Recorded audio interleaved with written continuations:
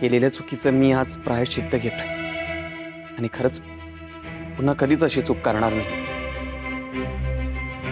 अहो हे घ्या.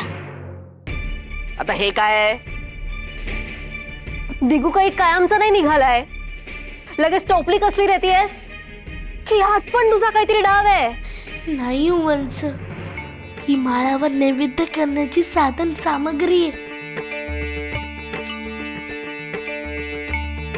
पाहिलं, सखू आपल्यात सगळ्यात लहान आहे, पण तिचं प्रसंगावधान, तिची समज बघा.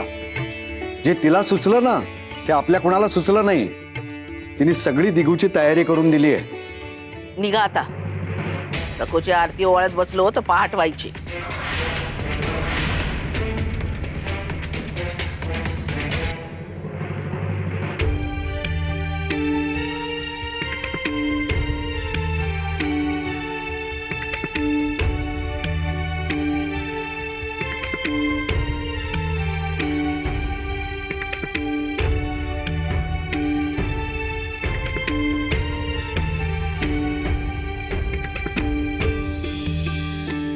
तिथे तरी तुझ्या विठुरायाला नको पाठवूस आता. हे सगळं रामायण त्याच्या नावावरूनच घडले, विसरतीयस का? तिथे माळावर मी त्याचं नाव घ्यायचो आणि तो माझ्या मदतीला धावून आला ना तर जिंगरोबाचा कोप वाढेल. विठुऱ्या, हो काही म्हणू देत, पण तू त्यांचं रक्षण करा. ते मगाशी म्हणाले की तू माळावर जायचं नाहीस. तू त्यांचं ऐकू नकोस. विठुऱ्या, अरे ते माळावर भयानक वातावरणात, वाऱ्यात, उघड्यावर त्यांना शिरा कसा करता येईल?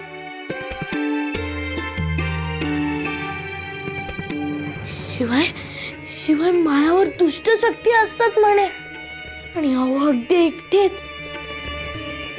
तेव्हा अशा प्रसंगी माझी सगळी भिस्त तुझ्यावरच आहे. तू अवनचं रक्षण करा. तुझ्याशिवाय कोणाचाच आधार नाहीये त्यांना. मला खूप काळजी वाटते.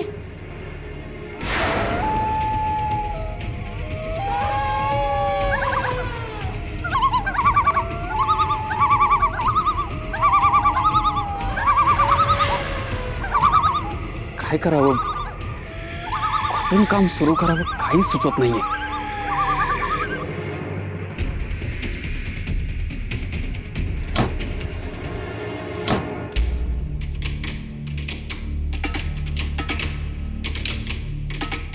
खिडकी आधीच उघडी होती की आता उघडली?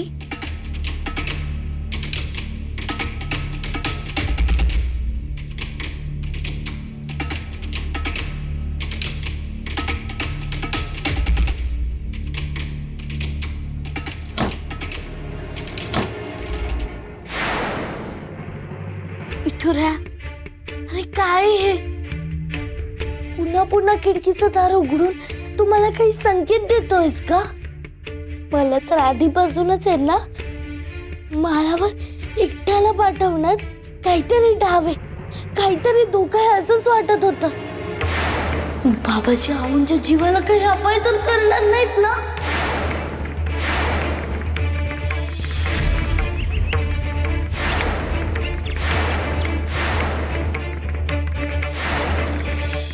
मामांजींवर आणि माझ्यावर मारेकरी घालून झाले.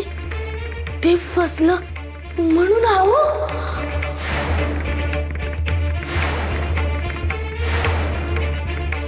बाबाजी असं करूच शकतात. विठुरायाने संकेत दिलाय म्हणजे आऊंवर नक्की काहीतरी संकट येणार आहे. होणार आहे विठुराया. मी सुद्धा माळावर जावं हेच सुचवतोयस ना रे तू?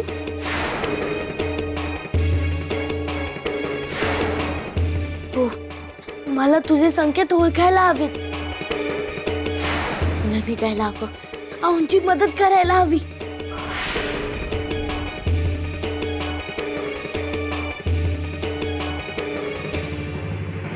बाबाजी बाबाजी बाबाजी बाबाजी लय घोळ झाला. चकू घरातून बाहेर पडली म्हणजे आता ती पण माळावर जाणार. अरे मग घुबडा तेच तर पाहिजे होतं ना आपल्याला. बर मला सांग, माळावरच्या झाडावर आपली 2 माणसं तयार आहेत ना? होय. हा, बस बस बस. चंद्रोदय झाला की त्यांना इशारा करायचा, खपू देत. दोघं बी खपू देत आजच्याला.